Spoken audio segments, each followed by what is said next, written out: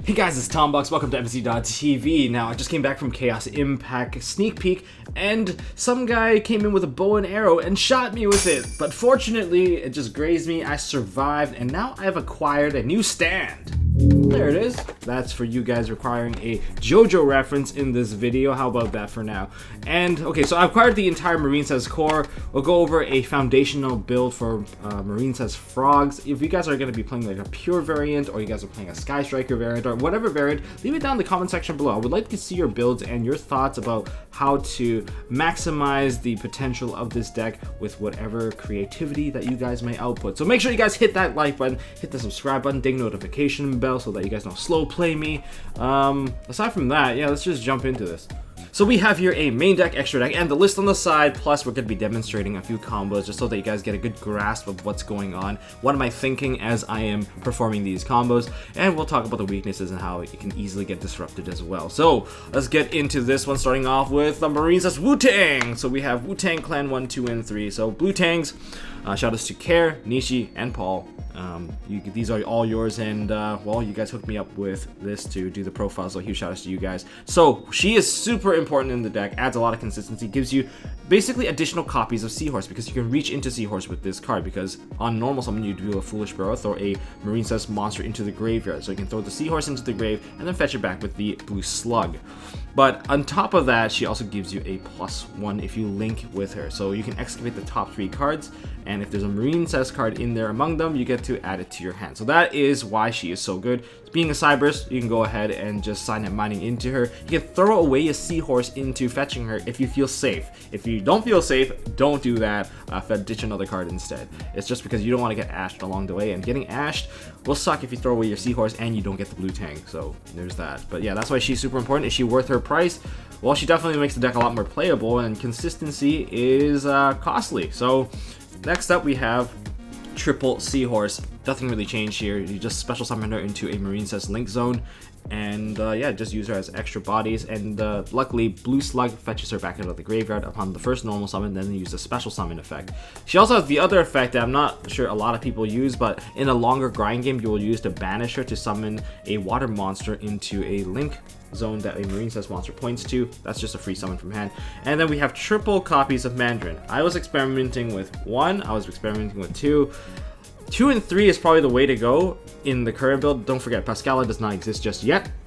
And if you control 2 or more Marincess monster while this card is in your hand or graveyard, so you can throw her away as cost for paying for some of the other cards, you can summon it into a zone that a Link monster points to. With that, if it leaves the field, it gets banished. She's really useful in my opinion because she's the extra body that helps you get that extra reach into your extra deck. Without the extra body, you're not going to be able to do so. That also means that with extra bodies come the chance of a falling rock smashing your board. That is going to be a thing. Very unfortunate unless you try to hold the board in a safer manner. There are ways, I'll get into it when I do the combo, but yeah, triple Mandarin because you can ditch her and you don't mind seeing her in your hand.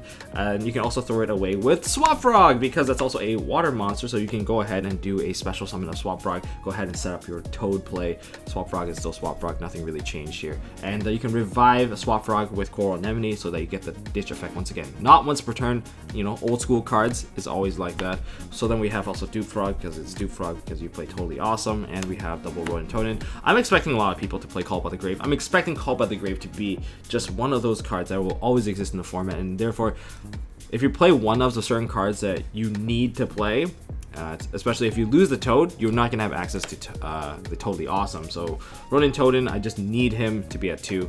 And as for hand traps, I only play triple copies of Ash Blossom Joyous Spring. You can choose to play whatever you want. I'm not going to stop you. You can add Veilers in here.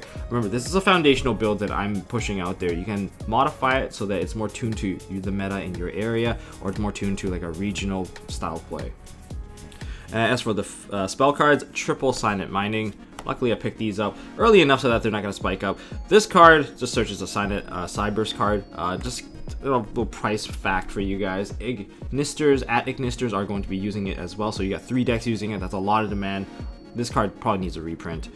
We have one Foolish Burial, because you can throw a frog into the graveyard. You can throw quite a few cards into the graveyard, to be honest, and really get a lot of benefits off of this card. And you can throw some of your Marincess as well. One Battle Ocean. Here's the thing about Battle Ocean. I'm contemplating playing 2 copies of this card because I think this is such an essential card in the deck. If you lose this card to a Cosmic Cyclone, specific Cosmic, because you can easily retrieve this card if you have Marbled Rock. But if you lose this card, you're going to struggle to do battle damage because most of your monsters are much weaker than your opponents. And if you're unable to clear the board, the deck doesn't exactly run a lot of board clearing capability either. So if you lose this card, it is a bit of a struggle when it comes to battle, and that part really sucks. And your immunity also goes away with it. This is the card that offers the immunity to your monsters if you use Crystal Heart. So if it gets Cosmic, it hurts a lot. So that is one of the key weaknesses of the deck right there. So maybe consider playing 2 if this deck gets popular, or if the meta requires you, because everyone is playing Cosmic Cyclone to deal with other decks. Then we have 2 Pot of Desires. The reason why you can play Pot of Desires in this deck is because you don't really care about banishing most of your deck after you set up the combo. You recycle the cards very similar to how Salamangreys play. So that's why this works. Not really ideal if you open with it, but a lot of your cards are 3-ofs, and hopefully you don't lose your field spell along the way, because that part really hurts. Then we have Triple Cobble the Grave, because hand traps, they do disrupt you a little bit up until the point you get Crystal Heart, and then you're done. Then hand traps are like whatever. But triple Dynamiscus, because this is my removal card, because I want to go into more frogs, I want to play more traps, and if I want to play more traps, I need this card to be able to chain out. And speaking of chaining out, I also wanted to play Lost Wind, but I realized the format requires me to play stuff that's more interactable. That's why I'm playing triple Impermanence instead of the Lost Wind. If you don't have money for Impermanence, try Lost Wind. It's actually just as good. You get to reuse it more times than once. But just remember, the Lost Wind does not negate things that are normal summon. It's special summon only, and luckily, it gets to reset itself. So that's why you get to maintain the utility. You can summon a Dynamiscus and easily go into your Toads, your Totally Awesomes. Of course, we have to play 3 copies of Marincess Waves. You have a lot of monster-based negations, but this one, you mainly use it as protection as well, and you can avoid setting this as long as you have a link 3 or higher available on the field. And as for my counter traps, I want to maintain board presence. I want to play Solemn Judgment. There's a good old man just stunning out plays, and that makes up for my entire main deck. Extra deck, let's kick off with the Totally Awesomes. They're just toads. They negate stuff, they steal stuff. It's pretty good, and retrieves water monster if they're sent to the graveyard. So easy access, and you can also summon out the Dupe Frog to block attacks, which is very nice and gives you additional advantage. Then we have 2 copies of Blue Slug. You don't need a third one, in my opinion. If you need a third one, how tight is your extra deck? Because now you have to fit in a couple of more cards. You have to fit in 3 additional Marincess cards, just so that you can actually play a more wonderful board. And so yeah, this one, if you activate the effect to target a Marincess in the graveyard and add it to your hand, you can't special summon anything but water monsters for the rest of the turn. Remember that restriction so that you don't kind of mess up. Next, we have 1 copy of Sea Angel, because Sea Angel lets you fetch a spell, and the only spell you can fetch is the Battle Ocean. Unless they're going to give us more spell cards, then she could actually have even more utility. You might even amp her up if there are better utility cards that you can fetch out. Like, say there is a card from Marincess that just like negates stuff on the field, kind of like Dark Ruler No More or White Back Row, then you would actually consider playing more copies of her. But for now, she's only a field spell searcher, a Balinx, if you will. 1 copy of Crystal Heart. You can consider playing 2 copies of this, because Cobble the Grave is a thing, and I mentioned it multiple times already. If you lose this card, you lose immunity. But I think losing immunity is not that bad in comparison to just losing the field spell altogether. So, and then I need the space anyways. You can still beat over your opponent even if you don't have the immunity, and you can protect your cards with Marincess Waves. And so that's okay. But having a monster that's completely immune and not relying on waves is a really nice benefit. Then we have Mistar Board just to boost your attack. Again, you don't have a lot of attack unless you have the field spell. This is just to help you boost it back up and helps you retrieve a card if it dies. Triple Coral Anemone. I think this is a must of at 3. You can try to put it at 2 if you want, because if you don't want to grind as long and perhaps your games are much shorter, that's okay too. But if you're going to enter a more grindy game, she's just constantly going to spam out free cards for you, and that is going to lead you to the win. And of course, if you use her effect, you lock yourself into water. Then we have 2 copies of Marbled Rock.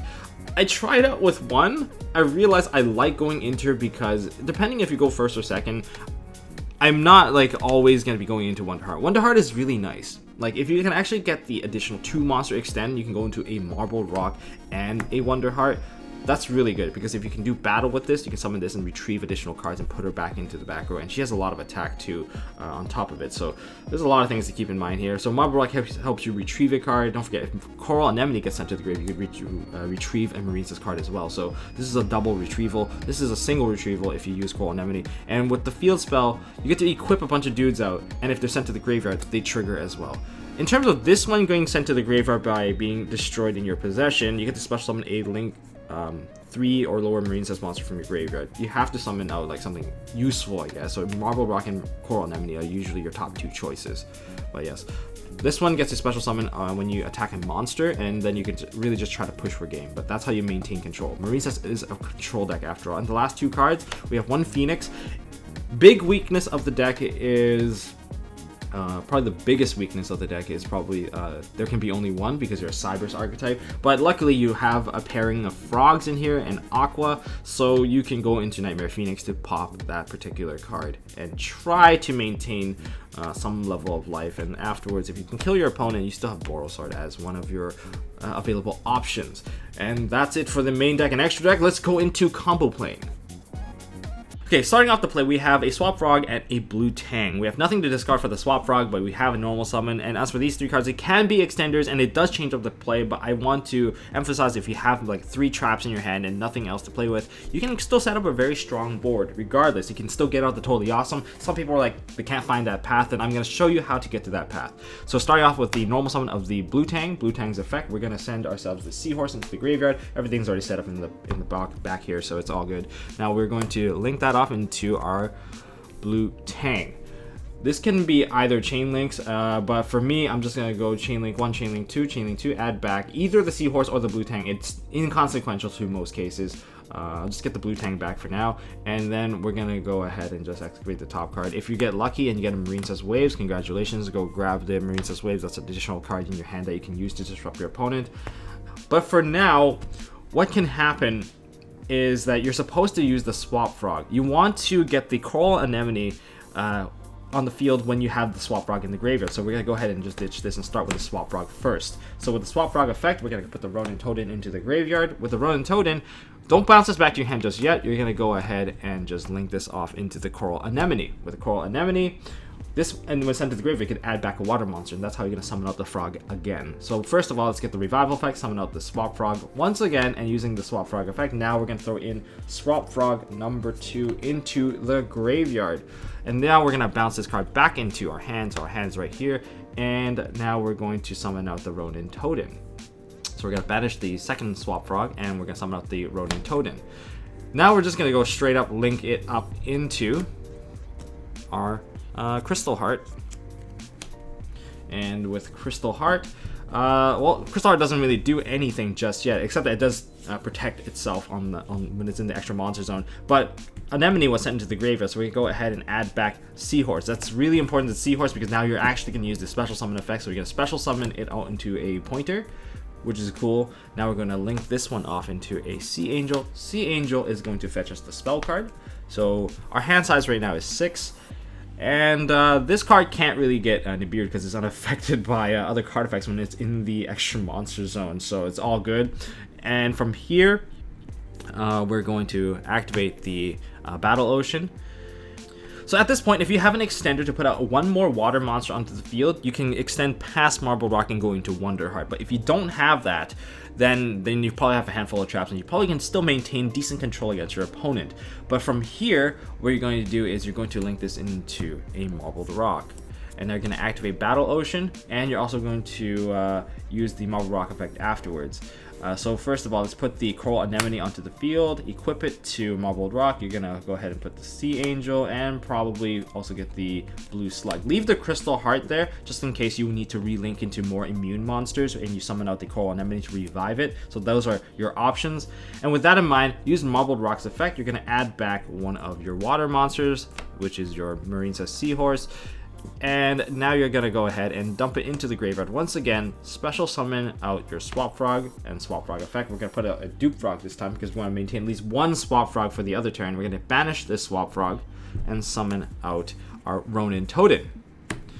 And now we can go ahead and go into a totally awesome. So we finish our board like this. We have a marble rock, the back row setup. Well, not really back row, the equip setup. You have the battle ocean ready. This is immune to all card effects if they didn't like debut you already. And you have 4 cards in hand to play with. So this card is activatable from hand because it's live from here. So if you can set like one of the cards, if you have a solemn judgment, you're pretty much safe from most things because you have 2 forms of negation and you have an immune monster. And on your turn, your opponent's turn rather, you're going to be able to detach a swap frog, and you're gonna summon out the dupe frog. And now battling is going to be a bit of a chore for your opponent to do.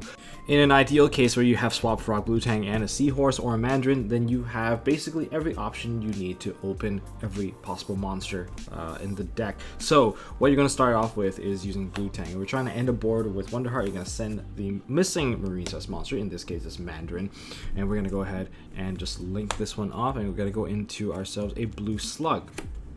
Blue Slug is going to add back one of your cards, and we're going to excavate the top 3 cards. Oh, we got waves. Okay, that's pretty cool. We'll just get the waves, and the rest of it doesn't really matter. So in this case, well, this is the extra plus, so we'll just put the extra plus right here for now. So it's not always going to be there.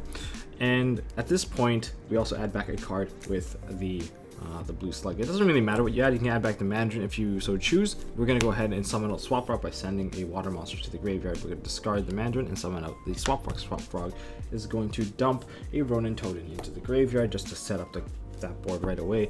And now we have another summon that we can execute, which is a special summon of the Seahorse. So with Seahorse summoned here, we're going to go ahead and just link it up. We're going to set up our board as much as possible, getting the field spell with the Sea Angel. And we're gonna get ourselves the Battle Ocean. And we can just go ahead and just link stuff off right now. We're gonna go ahead and activate the Battle Ocean. And yeah, why not? Why not we just go ahead and just link this off? The reason why I want to put it into the graveyard is because I get the Toad option right away, very quickly. So we're going to Coral Anemone. In Coral Anemone, we're gonna go ahead and just bounce and summon out the Swap Frog onto the field. And the effect of Swap Frog, we're going to go ahead and send in a Swap Frog into the graveyard, which enables my Ronin Totem. And in this case, I really want to set up the Coral Heart, the Crystal Heart, but I don't want to lose my Swap Frog, because if I lose the Swap Frog, I'm not going to be able to get the Toad. So we're going to bounce this one back into our hand, and we're going to banish one of our Swap Frogs in the graveyard to summon out the Ronin Totem. So everything's still water monster based, we're still okay, and we're gonna go ahead and just get these 2 out of the way, and we're just gonna go ahead and link into our Crystal Heart down here. And from here, we're just gonna go ahead and link these 2 together, and now we can go into our Wonder Heart. The Battle Ocean effect, we're going to go ahead and equip our cards. Make sure you always have to equip a Coral Anemone and a Blue Slug, and leave the Crystal Heart alone, and just put the Sea Angel. If you don't want to equip all of them, that's fine, I guess. Do you have to equip all 3? According to the card text here, you can equip up to 3 Marincess Link monsters, so you don't have to. If you want to put more back row, then you can just hold back on some of them. The most important one is obviously Coral Anemone, because if it's sent to the graveyard, you get to target a Marincess card in your graveyard, except Anemone, and add it to your hand. So that is very important. And it's just when it's sent to the graveyard, so it's pretty easy to actually utilize this effect. That being said, since it was sent to the graveyard when you went to Wonder Heart, you did get to add back one of your cards, so you can add back your Blue Tang if you need it. Now, the reason why Wonder Heart is so good in this case, even though you don't have like as much disruption, is if you're attacking, you get to special summon one of your monsters back, especially if you attack a monster, and then you can use this to revive a Crystal Heart, and you can go ahead and make more link plays. And if you can make more link plays, that just means that you can put out even more damage. Now this is a 2200. This one is a really big monster when it's equipped with all of them. Just keep in mind of how much attack you maintain if you have this. And just using Coral Anemone, you can just go into more monsters. You can just relink this into a different monster. You can go into Marbled Rock if you want to add more cards back to your hand, and it'll still be immune because it's summoned through Crystal Heart, and it has to get back to getting re-equipped. So you can utilize a lot of extra bodies through the use of Wonder Heart, and you still maintain some level of card advantage. And if you don't maintain card advantage with this deck, you're going to have a pretty rough time in the long run, because if you actually lose your train of combos, you lose your train of resources, retrieving them is quite difficult. It's not like Salamander where everything just reincarnates themselves. Once you're unable to fetch anything anymore, you're top decking. You're actually back down to top decking. Anyways, that's the quick rundown. If you do open 3 cards, then you can do something like this. So this play is a bit of an odd handout. I had to take out a lot of the extenders and a lot of the searchers to kind of get a hand where you only have a seahorse, and that's basically your only play, or you can set a dupe frog. So these are not the most ideal of hands, but you have a lot of disruption against your opponent if you can set up something, at least something that can hold its own. So we're gonna do the most linear play possible. When you see your opponent play that linear, you can expect that their hand looks something like this. It's not ideal. Could be a Call by the Grave in there, but otherwise not very ideal. So start off with the normal summon of the seahorse. There's like no choice in terms of what you can and cannot do. Blue Slug's gonna add this back. You're gonna special summon this back onto the field, and you're gonna just immediately link it off. You have to get as much advantage as possible, so you're going straight into the Sea Angel now, which is like not what I did in the previous combo, because the previous combo I want to get the frogs out first. You're not gonna have that option since it's just not available. And Sea Angel is gonna add the Battle Ocean. So this is your current hand. Go ahead and just link this one straight off right now. Go into the Coral Anemone. And Coral Anemone's effect, you can just special summon back one of your monsters. So, la-di-da, just get your monster back out. Go ahead and just activate the Battle Ocean now, because you want to get some level of equip onto this. So, here's the choice you can make now. So you can link these 2 off, but your options are as follows. You have, of course, you can go to another Coral Anemone if you really want to, but you have the Crystal Heart, and you also have a Marbled Rock. These are your paths.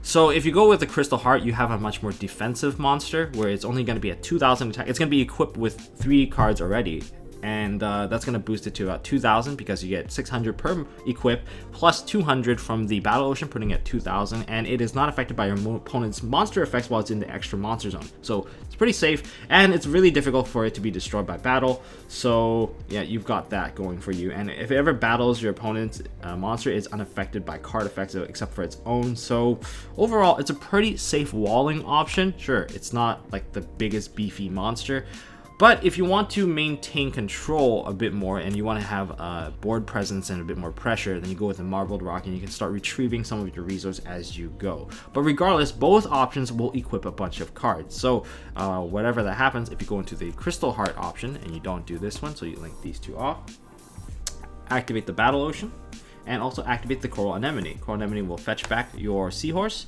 and these 3 cards will basically get equipped right here, pushing it to 2,000 attack. And if this card ever gets sent to the graveyard, the Coral Anemone will send itself to the graveyard, and you will be able to retrieve another card. Since this has the same effect as Marbled Rock, where if it ever battles, you can go ahead and just send a Marincess monster into the graveyard, you can protect it from battle. And even if it does die into the next battle, what's going to happen is you can retrieve this card because of Coral Anemone being able to do so, being sent to the graveyard. So there's a lot of benefits to just using a Crystal Heart, and you're immune to more monster effects, so they can't just go ding gears, you send your card to the graveyard. They have to actually actively battle your monster, and they need multiple monsters with 2,000 attack or more. So that is how you're going to be able to keep yourself alive on that one. But instead, what if you went into, say, the Marbled Rock instead? If you went into Marbled Rock, you're probably going to have the same level of equips, and I guess this is not there yet. But again, it's kind of the same deal. You just have a bigger beat stick on the field, and you still have the Seahorse in hand.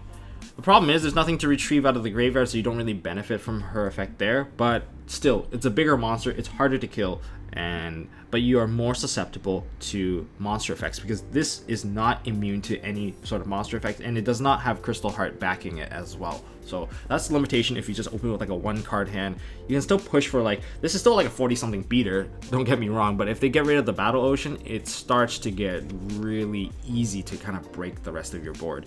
So keep that in mind. You can set 2 cards. You still have quite a few disruptions. You have 1, 2, 3 disruptions at the very least, and 1 ability to keep your monster alive. So that is the 1-card type of play. So if they open with something that seems weak, just keep in mind that there's possibly 1, 2, or 3 disruptions that's backing it. Okay, so for the random hand combo, I don't know how this one's gonna push or how far it will push really, but let's take a look. Wow, this is an awful hand, but it's time to take a gamble. Okay, we're gonna activate Pot of Desires. We're gonna banish 10 cards. You know, it's supposed to be face down, but okay, that's fine. That's not good. That's fine. That's fine. That's not good. Okay. This is looking pretty promising so far. Okay. Give me Blue Tang. Blue Tang. Okay, that's fine. That's fine. Okay, we did lose 1 Rodent Totem, which is fine. We lost 1 copy of Mandarin, so we're not getting the additional body extension. But still, this is playable. This is very much playable. So we're going to go ahead and sign it mining. We're going to toss away the Dynamiscus, I guess.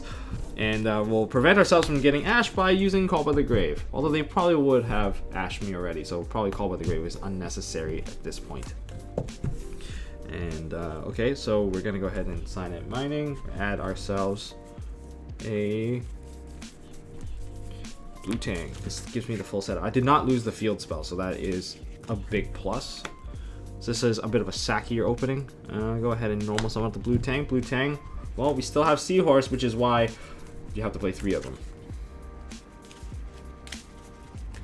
Oh yeah, and I'm not running 1 copy of Mandarin, so I still have the full package. And my frog package is still completely intact as well, now that I think about it. Go ahead and just link this one off. And this is just kind of like a 1 monster combo, so we'll just do what we can. Like I mentioned, it's just you're just going to have a handful of traps when you're doing a 1 monster combo. So we have Blue Slug. Blue Slug is going to go ahead and add back our Seahorse. Seahorse is the only option that we can play right now, so we're going to go ahead and just link this one off into our Sea Angel. Sea Angel's effect is now going to activate, getting ourselves the field spell. Man, if only Marincess have a new spell that they can play, the Sea Angel can add that is high utility as well. That would be lovely. So now we have ourselves the field spell. You can just go ahead and activate it. I just don't want to keep it in my hand right now. And from here, we don't have a choice. We're just going to go into Coral Anemone. Anemone, we're going to go ahead and revive. Doesn't really matter. Sea Angel, I guess. And we're just going to go ahead and link this one off. And when we link it off, we go into our... not Coral Anemone, sorry. Ripped the wrong card out of my hand. Marble Rock. Effect of Battle Ocean. And we also have the effect of Coral Anemone. So this is the same chain. We're going to add back our Blue Tang, because I like dumping cards into the graveyard. And the second thing to note is the equipping. Always equip Coral Anemone because you can get the cards back, 2 and 3. And you can just set up, well, you can this is not once per turn, so you can set this and set that. Finish your hand with this, try to get some negations out of it. Yes, I know I blocked up all my zones, so I can't really use this wave, so try to negate something, try to Call by the Grave as early as possible if you do something like this. It's pretty silly, but maybe you should actually leave 1 zone open. Yeah, that's it. That is the random test. Somehow you dig into Assignment Mining and you can still make a full board. It's not exactly the best board because Crystal Heart was not used into the creation of this combo, so there's a little limitation here. Outside of that, if you guys enjoyed this deck profile, this combo tutorial, hit that thumbs up button if you guys want to see more stuff from MST.TV. Next deck profile, maybe Dream Mirror, maybe Glad Beast, maybe an update to the Danger Engine with Seyfarts. So stay tuned, hit that subscribe button, hit the like button. Really appreciate all of you guys. Thanks for tuning in, and I'll see you guys in the next one. I hope you guys have a wonderful effing day.